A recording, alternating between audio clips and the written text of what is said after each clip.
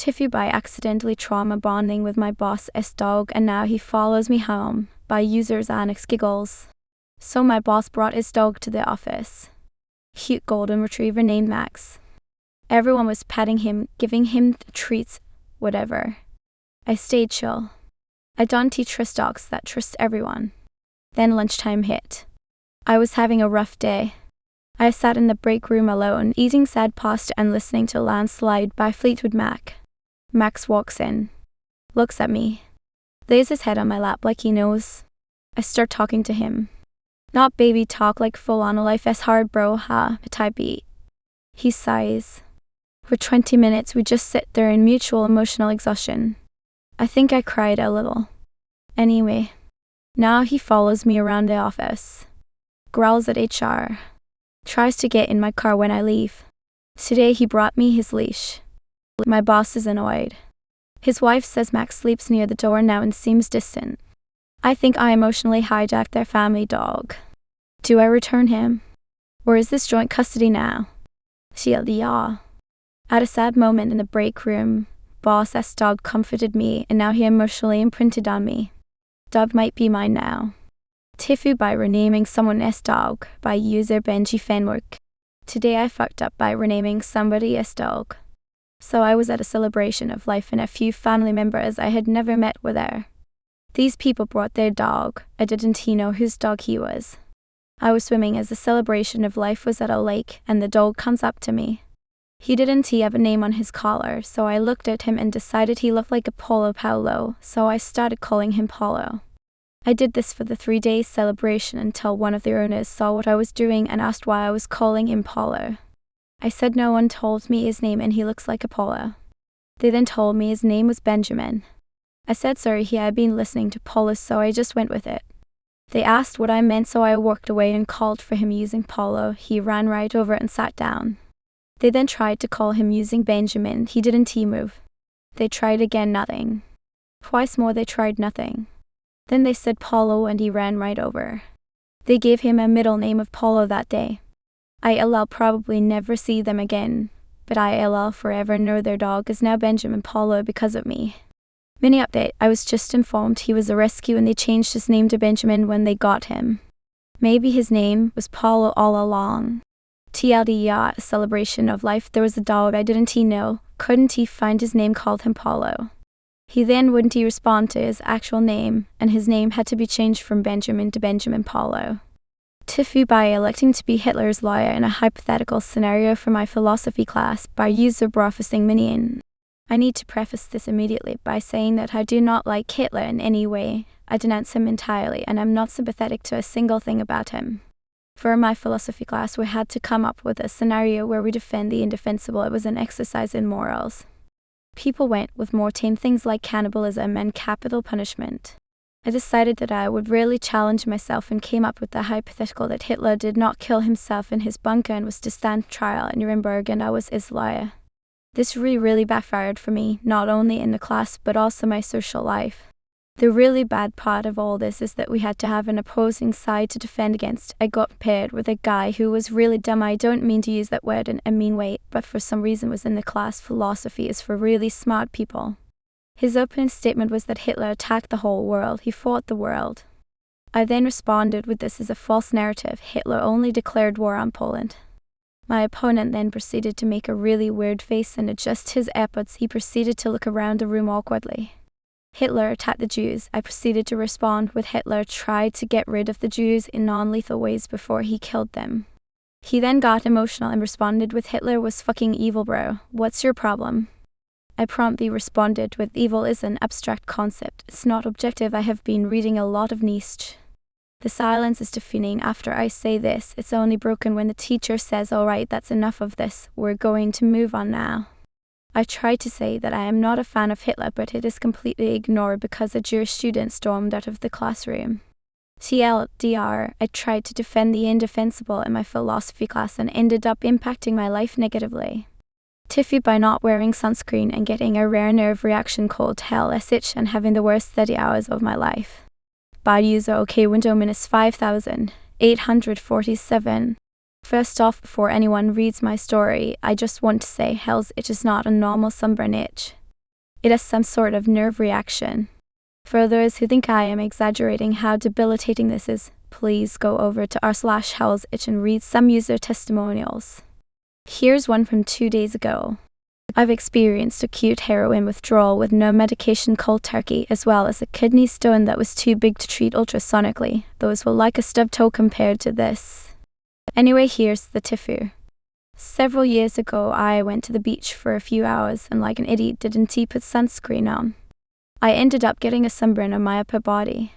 The next evening, I was chilling on the couch watching TV after taking a shower when I suddenly felt a slight tickle on my chest. Not really thinking much of it, I just brushed my hand across my chest thinking it was a hair or something. About a minute later, the feeling came back suddenly and sharply. This time, though, it was more tingly and itchy. I scratched the itch, thinking it's just the sunburn itching, and it went away. Probably about 10 seconds later, it came back fiercely. The tingly itch was so strong my hand literally automatically jolted up to my chest to scratch it, like my brain forced it to. I was like, how? This didn't feel like a normal sunburn itch, it felt deep in my skin. Have you ever got a random itch on the bottom of your foot or palm of your hand that feels like it's an inch under your skin and you can't seem to scratch it? That's what it felt like. I examined myself with a flashlight thinking a bug or something bit me, but nothing was there. Within the next few minutes, this tiny spot on my chest had started spreading to my entire chest and shoulders. It would itch fiercely and felt like ants with razor blades as feet were under my skin. At this point, I started to panic and went to go put some aloe on it, hoping to soothe it. Big fucking mistake. This amplified the itch twofold and significantly increased the pain. I was on the verge of tears. None of this made any sense. Aloe is supposed to help sunburns and soothe them. By this time, it had been maybe 10 minutes since this started, and little did I know a journey to the depths of hell was just beginning. I frantically started Googling things like extremely itchy sunburn, how to relieve, and quickly discovered something called hell's itch or suicide itch. I did some reading and found out that this is not a typical sunburn itch, it is something completely different and significantly worse.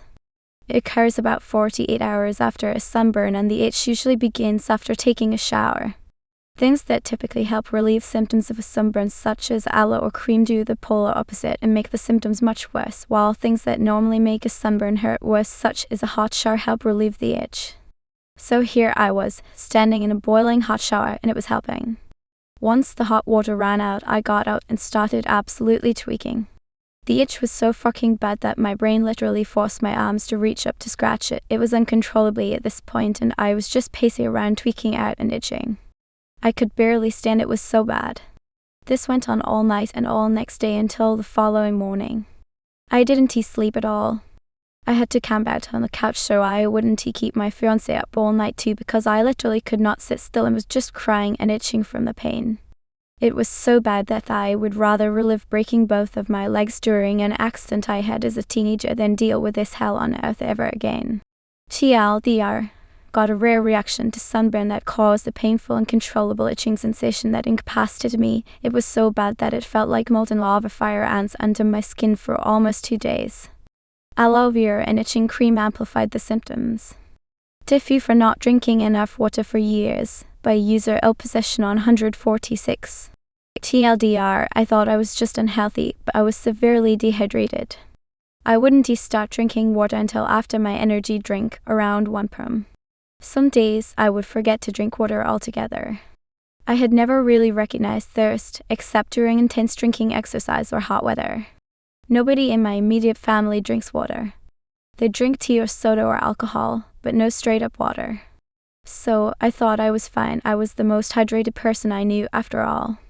I am also bulimic, purging, laxatives, exercise restriction, the whole 9 yards, which fucked me over so much worse. I always had health issues, especially with my heart, but I chalked up to bulimia. A few months ago, I went in for a strep test. The nurse was getting my vitals. They wanted a urine sample for a pregnancy test to see which antibiotics to prescribe, but I couldn't provide one after 3 bottles of water. My heart rate literally went from 40 to 140 in seconds while I was seated. They did my orthostatic vitals laying, sitting, standing, and it was clear that I was dehydrated. I had to be rolled out in a wheelchair to go to the ER to get in Roman 4. I felt much better after the Roman 4, but I figured it was the pain meds they gave me for strep. More recently, I returned from my checkup. They took my vitals again, had to do orthostatic, and gave me another room in 4. I felt amazing afterwards. I couldn't remember ever feeling that alert and energized. I didn't know you weren't supposed to feel your heartbeat all of the time. I didn't have any after images, and I wasn't seeing faint stars in my vision. The strangest part was I didn't feel anything when I was sitting down or standing up. I couldn't remember ever feeling so normal. So I made hydration a priority. I stocked up on Hydrolyte, cut back on caffeine. I'm receiving treatment for bulimia, and set reminders to drink water. No more dry eyes or skin, better BMs, and I have a lot more color in my face. I can't believe I lived like that for so long, especially with the fatigue and brain fog. I really hope it doesn't have any long-term consequences. I wish I had known so much earlier. Edit, it is not like I didn't know I needed to drink water lol. I thought based on my environment that I was a very hydrated person, which was not the case. We get a lot of the water and electrolytes we need through food, and my food intake and absorption was greatly impaired. On top of that, I was losing fluids at a similar rate as I was replenishing them. My threshold for water required for optimal health was far higher than the average person is due to bulimia. All of the symptoms I experienced could have been explained by bulimia alone, so I didn't recognize the role that dehydration played in my health decline, but both worked together to cause it.